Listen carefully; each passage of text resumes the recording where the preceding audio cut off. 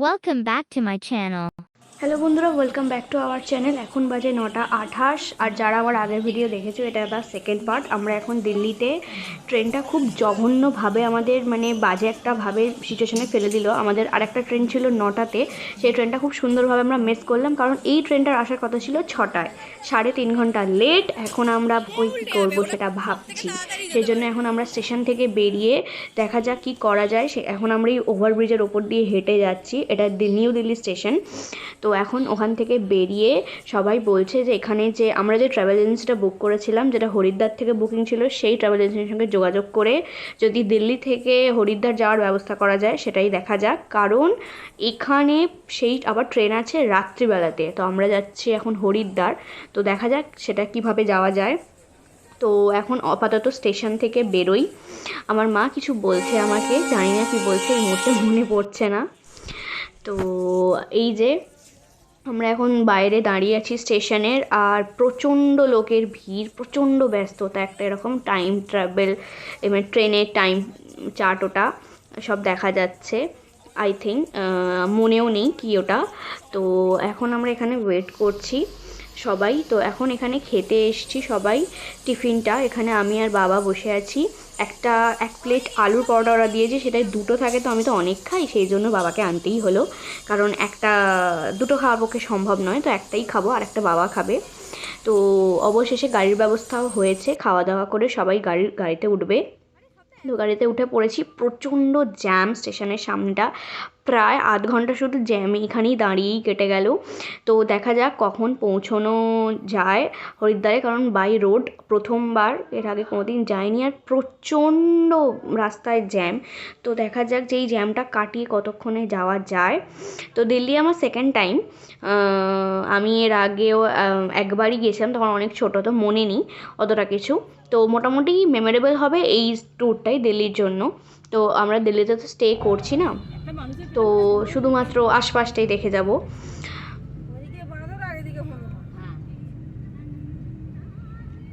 তো অবশেষে জ্যাম কাটিয়ে একটা হাই রোড মতো পেয়েছি।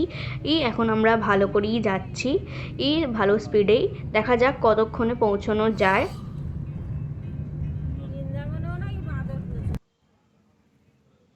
তো এই পেট্রোল পাম্পটায় গাড়িটা এখন থেমেছে, সেই জন্য এখন এই সামনে যে পেট্রোল পাম্পের সামনে যে কনভেনিয়েন্স স্টোরটা আছে, সেই স্টোরটায় যাই, কি খাওয়া যায় বা কি নেওয়া যায় দেখি, কারণ খুব বোরিং লাগছে।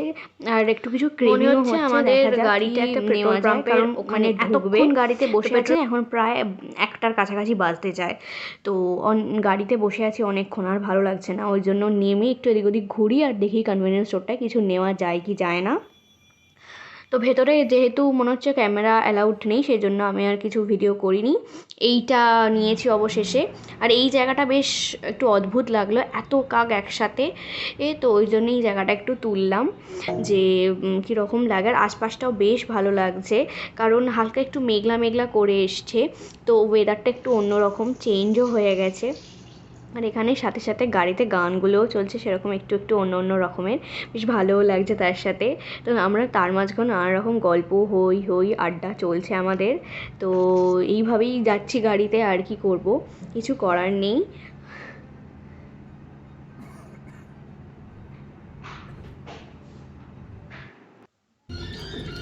এটা আমাদের ফার্স্ট পেট্রোল পাম্প, টোল। এটা আমাদের ফার্স্ট টোল পড়ল। টোলগুলোতে বেশ খানিকক্ষণ করে দাঁড়াতে হচ্ছে। তো কি করা যেতে পারে, ওই জন্য এখন আমরা একটু দাঁড়িয়েই আছি, কারণ এই টোল একটু একটু জ্যাম, এই করে করেই দেরি হচ্ছে। তো ভালো লাগছে না, তবুও এক্সাইটমেন্ট হচ্ছে কখন পৌঁছবো। ওখানে গঙ্গা আরতিটা মিস করতে চাই না, ওই গঙ্গা আরতিটার জন্যই এত করছি। যদি সন্ধেটা পেরিয়ে গিয়ে পৌঁছোই, তাহলে তো গঙ্গা আরতি হয়েই গেল। তো অবশেষে বৃষ্টি আরম্ভ হয়েই গেল।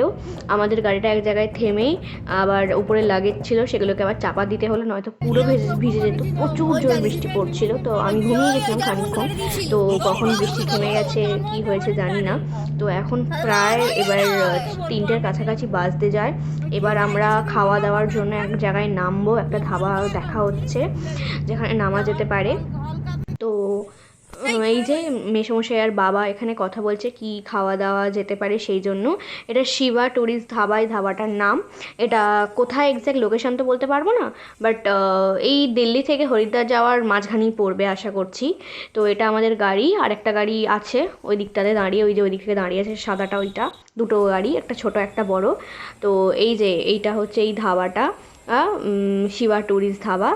তো অনেক কিছুই আছে আইটেমে, যদি বোঝা যায় তাহলে, বা যদি দেখতে চাও মেনুটা পজ করে কেউ দেখে নিতে পারো। তো বেশ বড় সড়ো জায়গাটা, বেশ ভালো লাগলো দেখে, অ্যাম্বিয়েন্সটাও বেশ ভালোই আছে।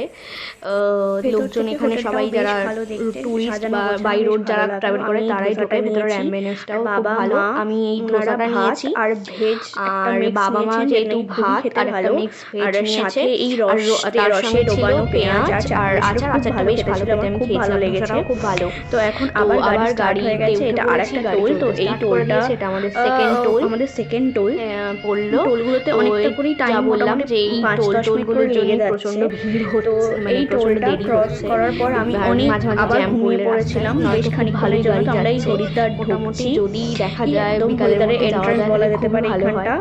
তো আবার আমি প্রায় আমাদের অনেকক্ষণ লেগে গেল, এখন প্রায় 5টার কি কাছাকাছি জানি না করতে যায়। তো ঘুমটা এখন বেশ এই যে সব আমাদের নানান কথাবার্তা হচ্ছে যে এইদিকে ওইদিকে কোথায় আছি কি আছে কিছুই জানি না।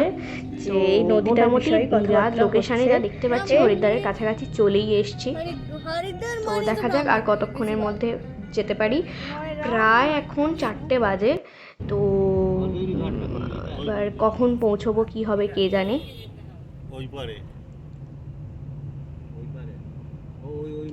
তো অবশেষে আমরা হরিদ্বারে পৌঁছে গেলাম। এটা হরিদ্বারের এন্ট্রান্স বলা যেতে পারে এই জায়গাটা। বেশ সুন্দর, মানে ঢুকেই একটা ফিল হলো যে হ্যাঁ এটা হরিদ্বার, মানে জায়গাটা দেখেই বোঝা যাচ্ছে। তো আমাদের গাড়ি বললো নাকি হোটেল পর্যন্ত যাবে না অত দূর, সেজন্য একটা জায়গায় দাঁড় করিয়ে মানে দাঁড়িয়ে যাবে গাড়িটা।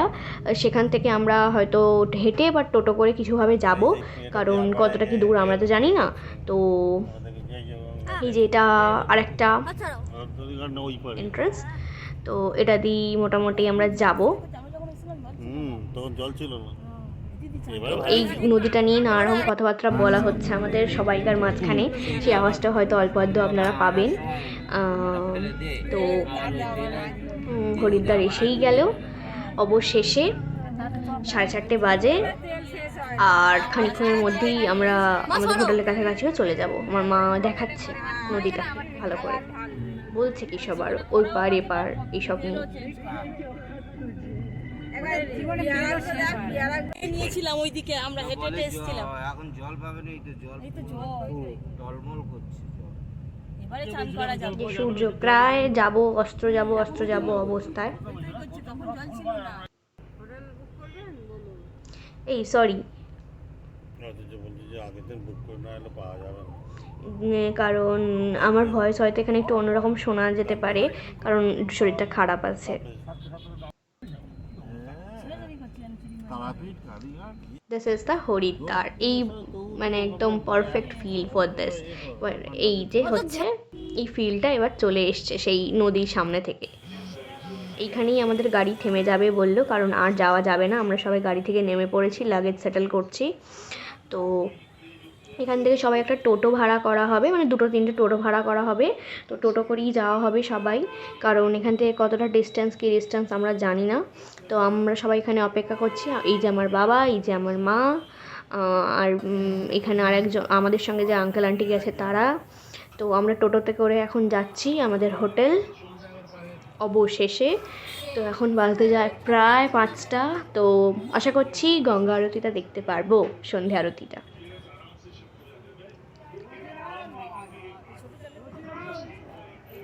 আমাদের হোটেল থেকে গঙ্গার ঘাট কাছাকাছি আছে সবাই বলছে, তো দেখা যাক কতটা কাছাকাছি আছে।